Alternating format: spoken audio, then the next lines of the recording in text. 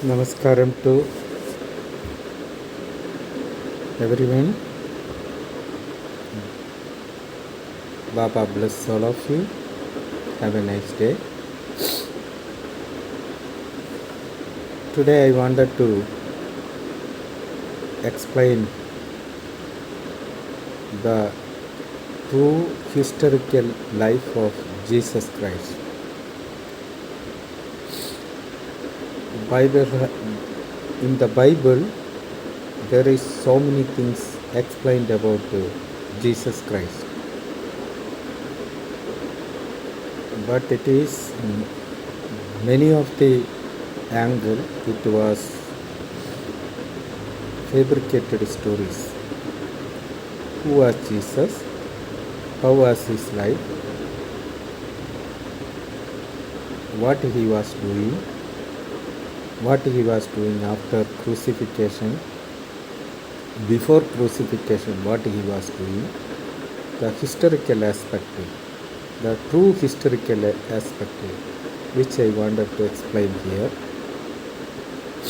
I am Acharya Ishtapremanandavadu, an Anand Marga Sannyasi, working southern part of India. The explanation about Jesus Christ, it was also mentioned. There was a discussion took place with my master Sri Sri Anandamurti and Sri Acharya Veereshwaranandavadu, who was a sannyasi, he is no more. This historical aspect of Jesus Christ, it was mentioned 1998 November 1st week. It was the guest house of 3F Limited, where I came as a guest with one of my colleagues, Acharya Susritanandavadu.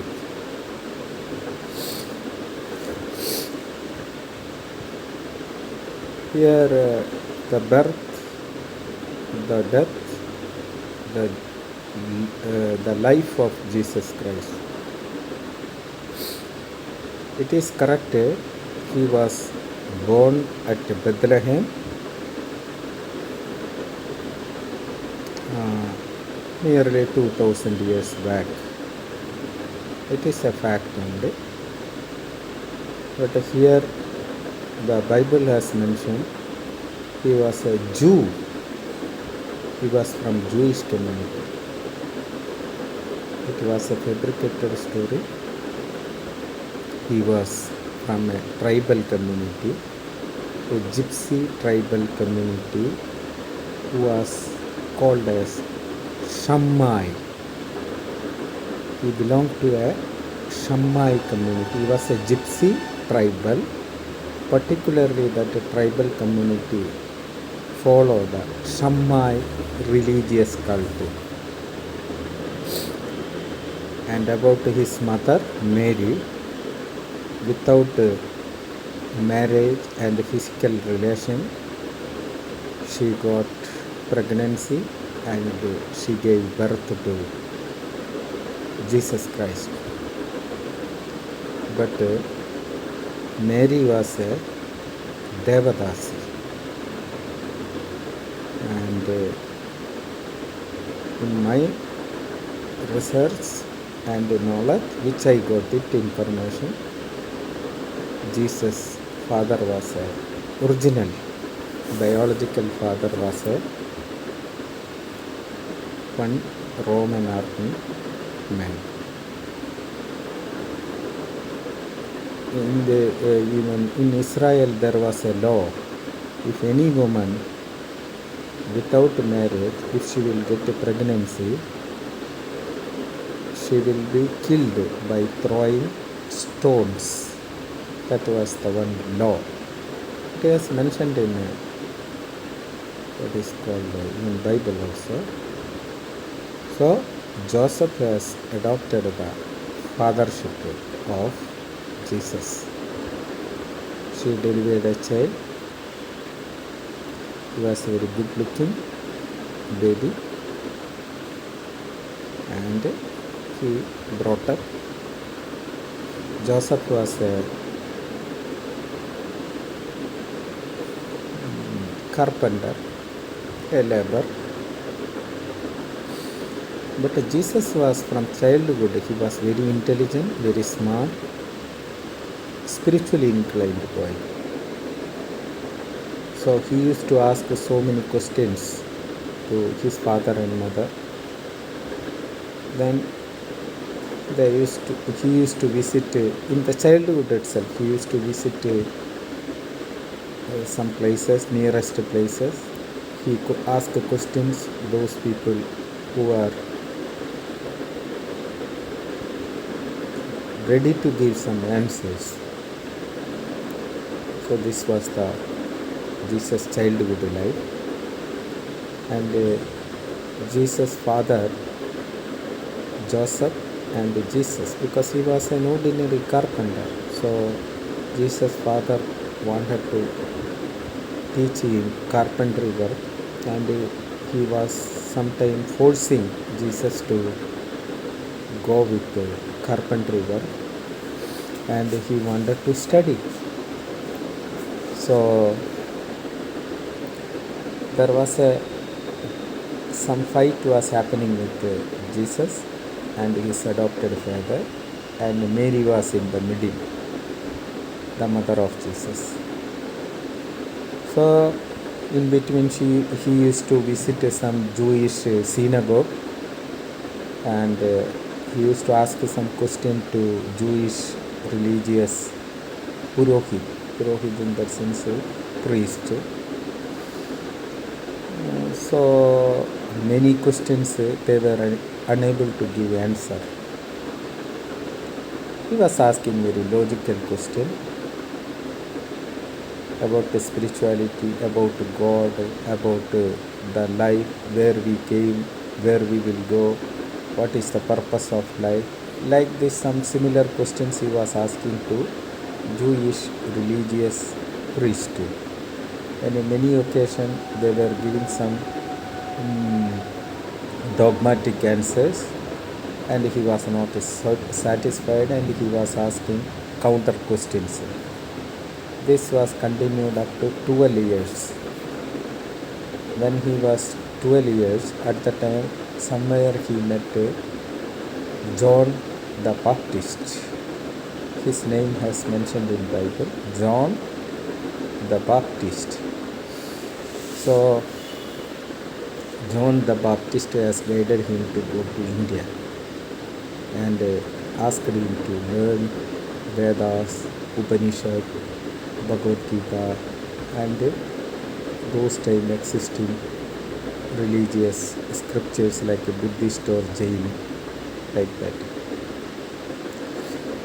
In the 12th, 13th year, with a lot of difficulty by walk, by bullock car, somewhere he reached Srinagar, Jammu Kashmir, and he approached some gurus. As he was a very small, young boy, many gurus were asked him to go and study Vedas and Upanishad and Bhagavad Gita. So they have guided you go to Puri. Puri, present this place is in Orissa. Once upon a time it was the capital of political capital of Orissa. Also it was a cultural capital of Orissa in those times itself. So there was a very good Gurukul, and he studied Vedas, Upanishad, and what is called Bhagavad Gita and everything, and he learned some Indian traditional medical system like what is called Vaidya, and some traditional medical system also he learned it. Then in that all the scriptures, it has given lot of importance to yoga. Then almost 18 years, within 6-7 years, he has by hearted many Indian scriptures, and he came back to Himalaya, and he could identify some gurus, and he started to do dhyana, and he was staying at near Srinagar, and there is even now some researchers are saying about there is a Jesus cave in Srinagar, and he continuously practiced a 12-year spiritual practice, meditation, and almost 30 years. When he was 30 years, he got some occult power. Innerly he felt that I have to do something for my Israeli or other tribal community, something I should do good for them. And he came back to Israel. Then he started to propagate against the exploitation of religious leaders and Roman socio-economic exploitation. He started to preach among the commoners, particularly tribals, fishermen community, and that propagation he was doing very nicely. In between, he could get 12 shishyas, 12 students. They are called apostolas, and they used to wear similar type of dress. And these 13 people include Jesus, 12 shishyas, students. He used to move many places in the tribal villages and Jerusalem city, and some other places also he used to visit. He used to propagate, but he was moving very secretly with his shishyas, because those time if someone will criticize against Jewish religion or Roman army or Roman administration, he would be killed. So that was the reason he was playing the game very secretly, very carefully, and almost 3 years he continued that. The end of third year, this Roman intelligence agencies, spy agency could identify who was Jesus, and he was arrested. And many Jewish religious, fundamental religious leaders, they have forced the Roman Governor General to give him crucifixion. So this crucifixion generally it take place in an outskirt of the city. So he has to carry what is called this cross and everything. In between, one more thing I wanted to say, that because he learned some medical, traditional Indian medical technique, so it was new to that is Jerusalem Israeli people. So he used to cure many leprosy patients and many those who were suffering eye problem, like that many diseases. He cured the common mass without taking any money. He was giving a very nice service, and he taught these things to his shishyas also, with herbal medicine and everything. So people thought that the people of Jerusalem, Israel and surrounding Gulf countries, they thought that oh, he is like a great God. God came in this world. Why? Because it was very unknown to that Israeli and the surrounding area people. Because if someone will get leprosy, means he died, he or she has died. That was the sentiment. Not only sentiment, practically it was like that. In that, you know that one of the richest person of those time, Ben-Hur. There is a movie also in English, Ben-Hur. He was as rich as Julius Caesar, and his mother and his sister was suffering with leprosy, so he using some medical guidance and treatment, he could cure that when her mother and sister. So he became very popular, and he got so many rich people also as his followers, also so many ordinary people also, and he became very very popular in Jerusalem surrounding areas. He became very very popular because of his service activity, because of his discourses against the religious exploitation and economic exploitation he was speaking. So common mass was supporting and allowing him to work with them. So here this was the point I missed to communicate early. So here that Roman governor has given that crucifixion, and he has to, that person has to carry the cross till the crucifixion place. Finally he was crucified by the help of some those time Israeli police and army people. So after his crucifixion, there was a heavy thunder and cyclonic weather. So when the cyclonic weather and thunder came, at the time these followers of Jesus, like 12 apostles and many other followers, they have blackmailed these Roman army people and police people that God is very much against you because you have crucified one gentle, saintly, holy person.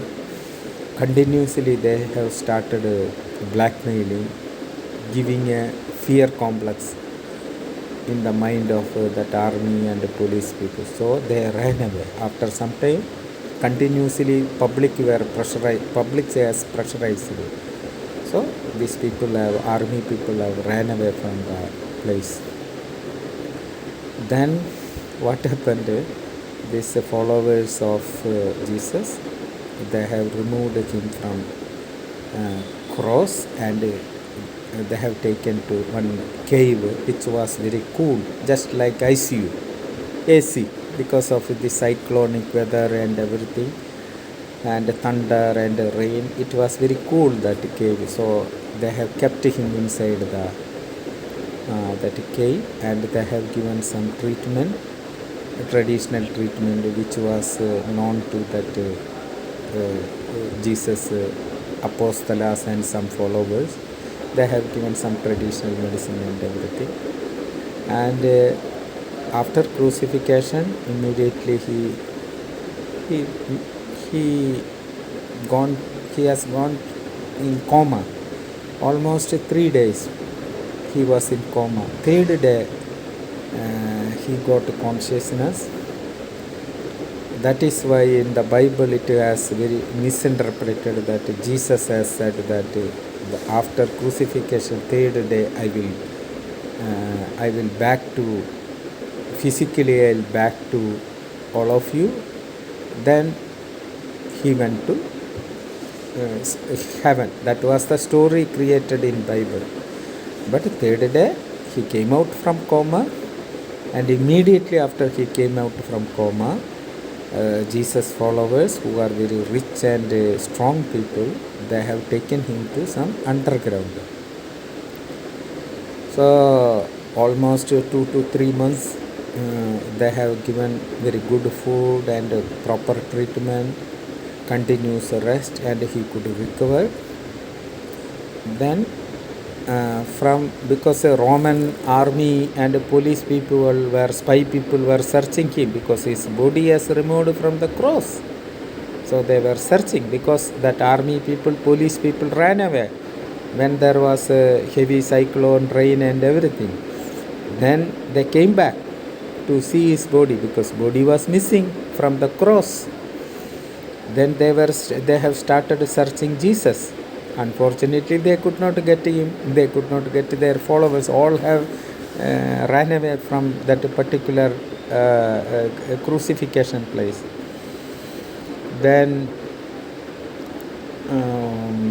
and he was in underground almost few months, and he has, after some time, crucifixion means is like a slow killing, slow poisoning, like that. They will nail one inside the hand, they will nail legs, both hands, both legs, like a painful killing. That is what crucifixion, nothing else. Then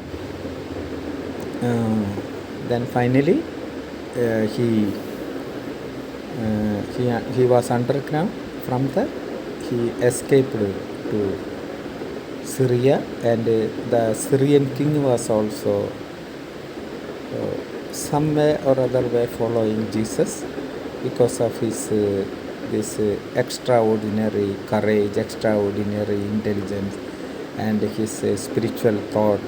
He was also following. But at the time, Syria was under the control of Roman army. Finally, the Roman army got a conclusion that he was under the shelter of Syria. Then they have claimed, this Roman army asked Syrian king to hand over Jesus Christ. So Syrian king advised Jesus Christ to go back to India again, because you cannot live in this place safely. You will be killed, your ideology will lose.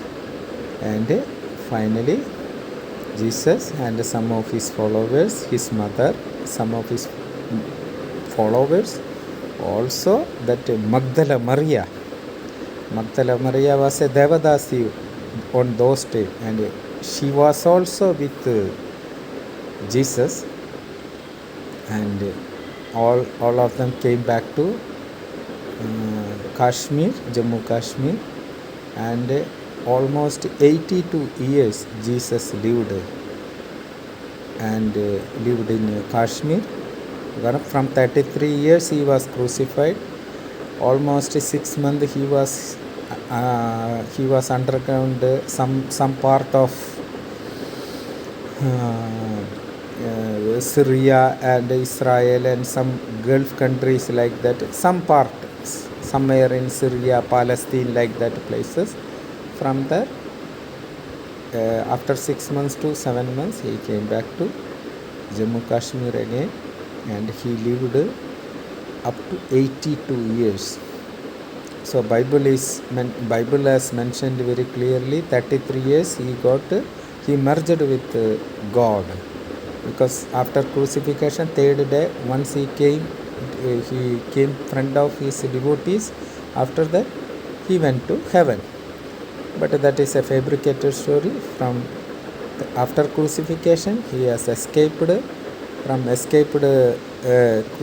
Jesus Christ. He was underground almost 3 to 6 months, some different places. Finally he came to Syria. From Syria, Syrian king advised him back to Jammu Kashmir, and finally his death was almost 82 years, and his family members also with him, and Magdala Maria was also with him. So this was the history of Jesus Christ. And some of his followers, like Apostola, that is St. Thomas, who came to India first, that is what the Bible is mentioning. He came to India. Kodungalur is the place. My native place is near to Kodungalur, Trichur district. Kodungalur, that was the port. Earlier Kochi was not the port. Kodungalur was the port, because there was a port. Then that sea has changed some direction. Then that port has vanished. So the St. Thomas used to come to Kodungalur. He get down by ship, and he used to do some prajar about the greatness of Jesus and the divinity of Jesus. And he converted that so many fishermen people, tribal people, scheduled caste people, more or less a Sivagana, because Sivagana basically very innocent, very straightforward, devoted and committed and dedicated people. So he has targeted that tribal people, scheduled caste people, mainly that Shivagana. They have come slowly, they could adopt that Jesus Christ message and everything. They started to follow Jesus Christ. And suddenly the St. Thomas used to miss. Suddenly he used to appear front of his followers, and suddenly he used to disappear. There he was going and coming. So entire that coastal belt of Kerala, Karnataka, Goa, and it was up to Gujarat. From there he used to visit Jesus Christ, and he used to back to Kodungalur, and again while coming back also he was doing some prajar like that. He used to back to Israel and the surrounding place. But he was the main communicator between Jesus and other apostles, other devotees and other followers and other 12 Sishyas. So this was the history of Jesus. So something about Jesus, it is very Bible it has mentioned, it is totally fabricated stories, but this is the real historical explanation which was given by Sri Sri Anandamurti, the founder of Anandamarga and the master, that guru of Anandamarga, and he gave this information to Acharya Vireshwarananda Vidu. So this is about Jesus, and you must remember one thing in your life. You know that the Christian conversion group of Christianity, generally they used to blackmail and brainwash you people. You know, I belong to this particular community, Orthodox Christian community, brought up in that cult only. That's why I am saying that they used to blackmail psychologically, giving the fear psychology, injecting a fear psychology in your mind, and brainwashing you, and try to convert into Christianity. So this is the way they have converted so many innocent and straightforward, dedicated, committed, sincere people into Christianity. It is nothing but a brainwashing. It is nothing but a blackmailing, creating a fear psychology. So your duty and responsibility to identify God is within you. So concentrate, you clean up your physical body, you clean up your mind through meditation, pranayam and upavasa and 16 point and whatever rules regulation which is given by our Guru Sri Sri Anandamurti. So you do the dhyana of Shiva dhyana and become God himself or herself in your life. Because God is within you, Paramashiva is within you. By concentrating over your deep concentrating on your mind, connecting your mind into your Atma, your soul, then you yourself can become a Paramashiva. That's why follow the cult of Sri Sri Anandamurti, Sanatana Dharma. That is the ultimate goal in your life. You know that many times I have seen train, buses, roadside, how that Christian conversion Christian groups are confusing the people, creating the fear in their mind, and forcefully or tactfully they are converting that innocent, our common mass. Please don't be trapped their conversion trap. They are having the support from the government. They are having support from the leftist, secularist, liberal people. But it is not the ultimate path of spirituality. It is not the ultimate path of Godhood. Because they say that Jesus is the only one God. It is their interpreted. Jesus is the only one God. Believe in Jesus. If you don't believe in Jesus, you will go to hell. all other worships of gurus, god or goddesses, it is a satanic worship, that ghost worship. So don't follow. If you don't follow Jesus Christ, you will go to hell. This is the fear psychology these Christian conversion groups are doing. Please don't try to trap in their trap. So please follow the path of spirituality, path of Anandamarga, path of Sri Sri Anandamurti. That will help you, that will lead you towards ultimate goal in your life, to become a Paramashiva. Baba bless all of you. Baba namkella.